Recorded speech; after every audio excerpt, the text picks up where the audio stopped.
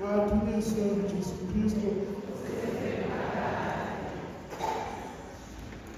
Isifundweni sokuqala uprofethi u-Amos efisa ukuba sizinde ngaso. Umprofethi u-Amos uphila esikhathini la isizwe sakwa-Israyeli okanye indawo yakwa-Israyeli yenza kahle empilweni.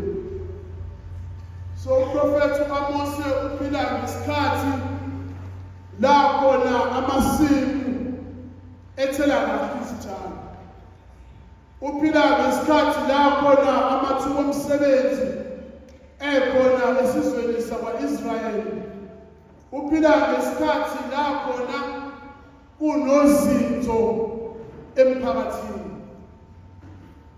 So isizwe sakwa-Israyeli, abantu bakwa-Israyeli ngokwempilo uma ngabe sizoyibuka singathi abantu abaright.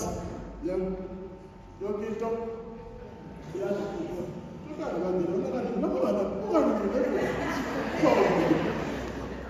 so uprofethi Amos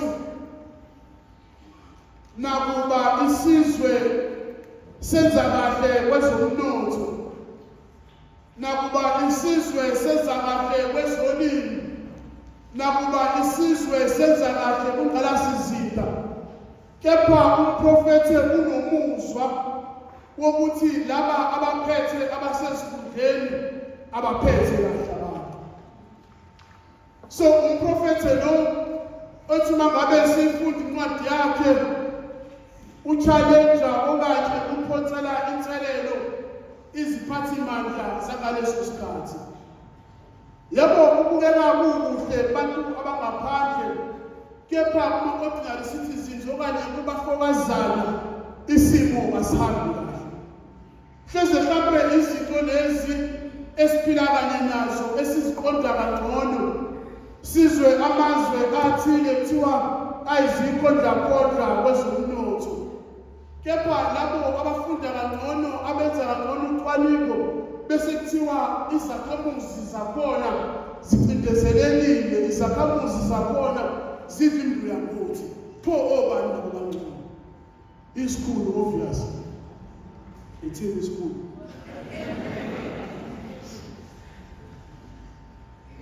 Esifundweni sanamhlanje umprofethi u-Amos uyahamba uyoshumayela endaweni yakwa-Israyeli eBhethela. U-Amasiya umpristi wangaleso sikhathi uyamxosha umbhikisela ezweni lakubo, athi wena mprofethi dini suka uphindele ezweni lakini uyoprofetha khona ayini. Kungani umprofethi u-Amasiya enze lokhu ngendlela enza ngayo? Izikhulu zangaleso sikhathi zazizicebisa kwayile abantu bezimbuyangothi. So kuvuka umprofethi kaNkulunkulu ozokhuluma abaphosele inselelo yokuthi le mpilo eniyiphilayo ubukhazikhazi kwayile abantu bezimbuyangothi irongi. So umpristi ubona abantu umpristi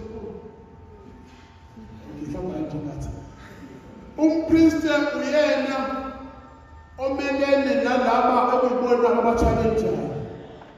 So u-Amos uzo-challenger iziphathimandla zakwa-Israyeli, and iziphathimandla zakwa-Israyeli zivikela umnotho wazo. Hleze le mpilo impilo esiyijwayele ukuthi beke waqala wakhuluma ngokurongo okwenzakalayo uzoyikhothi imbengayempilo.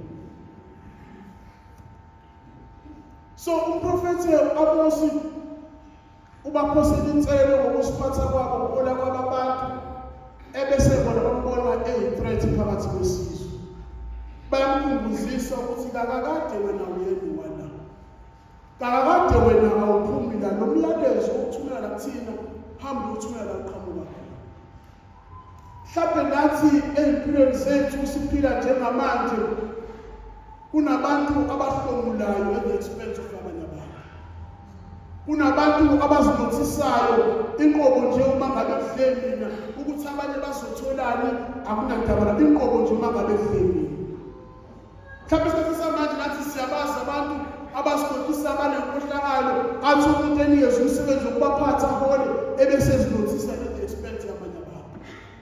So uProfethi Amos uzo-challenge lokhu kuyiphatha kweziphathimandla zakalelo langa ebesephenduka isitha ngokukhuluma iqiniso. Ukuthi mhlawumbe nathi labantu kulaba abaphethe abantu sibaphethe once baqala basithandwe uma sizithathayo sebephenduka isitha empilweni zethu. Mhlawumbe umuntu baqala wakubuza ngokusiphatha kwakho ngokwenza kwakho ukuthi le ndlela owenza ngayo awulandeli imiyalelo umthetho awushuka nje usuphenduka isitha usuqalile phakathi kwabo. So kunabantu abasihlala bakhululeke bebona inkohlakalo ikhona bakhululeke bebona ukulungiswa kungekho inqobo nje uma ngabe ngingathinteki lokho kuza kumina. So mhlawumbe nathi empeleni siyabadinga abantu abazofana noProfethi Amos abazomela iqiniso kumnandi kungemnandi libaba limuntu. Athi uProfethi Amos uzakumela izwi kaNkulunkulu ngoba ilona engithumele kulona bazoshumayela. Ngizakukhuluma umyalezo kaNkulunkulu uthandeke esikhulwini ungathandeki kodwa ngizakushumayela izwi kaNkulunkulu. Ngizakumelana nalabo benza ukungekho ukulungiswa kwabanye abantu. Ngizakumelana nabantu bacindezela abanye abantu baphethe. Ngizakumelana nabantu abazinothisayo bona inqobo nje uma ngabe ngikhulumela ukuthanda uNkulunkulu nalokho ngibona ukuqiniseka kuwo. Bangaki mhlawumbe phakathi kwethu abasakwazi ukumela iqiniso. Athi umuntu ngizakumela ngingedwa. Bekhona bekusekela bengekho abanye kepha iqiniso lihlezi liqiniso alijiki lithanda ungathandi umdala umncane usesikhundleni ungekho esikhundleni iqiniso liphile njalo. Basakhona mhlawumbe abaprofethi phakathi kwethu abafana no-Amos. Ngoba bathi siba sizobapriest sizobaprofethi senziwa amakhosi sisakwazi ukuprofetha njengabaprofethi nathi. Noma inqobo nje uma ngabe ngangithinti mina. Inqobo nje uma ngabe nga-affect umholo wami. Inqobo nje uma ngabe nga-affect impilo yami. Inqobo nje uma ngabe nga-affect umndeni wami. Bangaqhubeka bayibhubhudlayo, bangaqhubeka bayiphatha ngayo. Inqobo nje uma ngabe ngingathinteki mina. Basakhona nabo-Amos phakathi kwethu. Basakhona abantu abakwazi ukumela iqiniso njengo-Amos. Basakhona abantu abakwazi ukumelana nabasesikhundleni.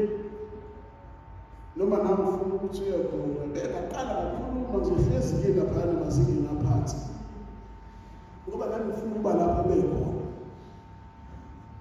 indlela usifinyelele khona ukuthi ngenze njani ivalo wami umlomo ukuze nami ngizakubenefitha njengabo. So uProfethi okanye uKristu amasiya uvikela umbuso wabo nenkosi ukuthi ubani lo usezosikipha iqhathalethe emlomeni. Yebo kophethe kahle umphakathi kodwa kumele ube umuntu ozosimela sithele iqiniso.